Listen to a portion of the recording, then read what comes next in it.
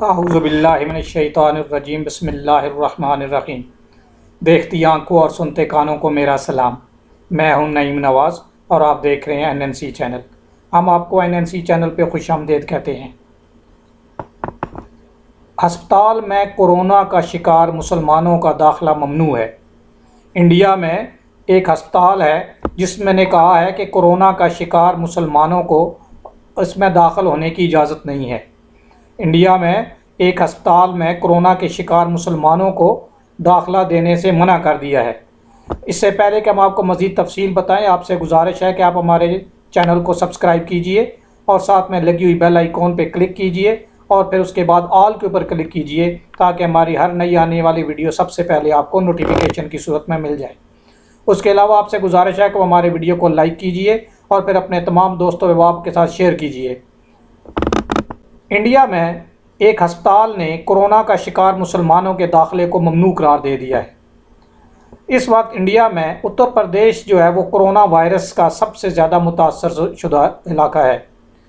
India میں cancer کے مریضوں کا علاج کرنے والا ایک پرائیویٹ ہسپتال اس وقت تنازع کا شکار ہو گیا جب اس نے کہا کہ ہسپتال میں ان مسلمانوں کا داخلہ ممکن ہوگا جن کا کورونا وائرس کا ٹیسٹ منفی آئے گا۔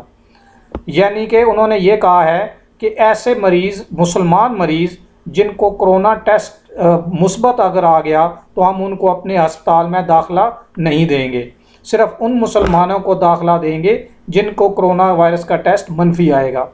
انڈیا میں کینسر کے مریضوں کا علاج کرنے والا ایک پرائیویٹ ہسپتال اس وقت تنازع کا شکار ہو گیا جب اس نے کہا کہ ہسپتال میں ان مسلمانوں کا داخلہ ممکن ہوگا جن کا کورونا وائرس کا ٹیسٹ منفی آئے گا۔ یہ اعلان انڈیا کی مغربی ریاست اتر پردیش کے علاقے میرٹھ کے ایک پرائیویٹ کینسر ہسپتال کی جانب سے کیا گیا ہے۔ انڈین چینل NDTV کے مطابق ہسپتال کی جانب سے یہ اعلان اخبار میں ایک اشتہار کے ذریعے کیا گیا۔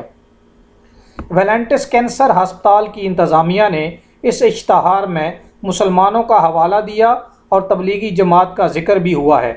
گزشتہ مہینے ایک اجتماع کے بعد انڈیا میں تبلیغی جماعت پر کورونا وائرس پھیلانے کا الزام لگایا گیا تھا۔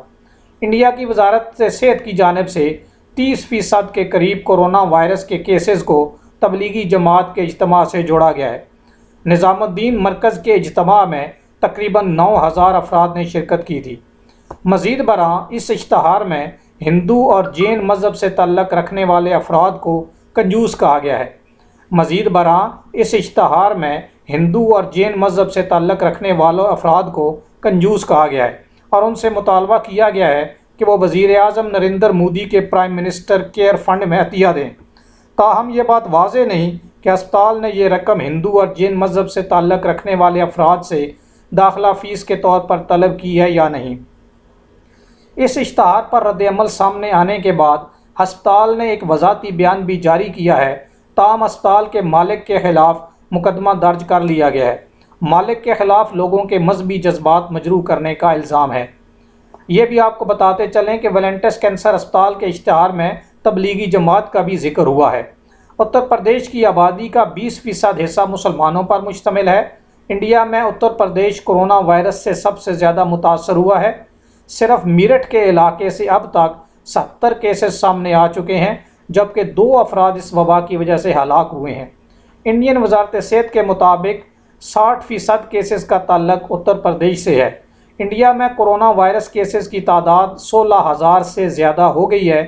کورونا وائرس سے ہلاک ہونے والوں کی تعداد 519 ہو گئی ہے۔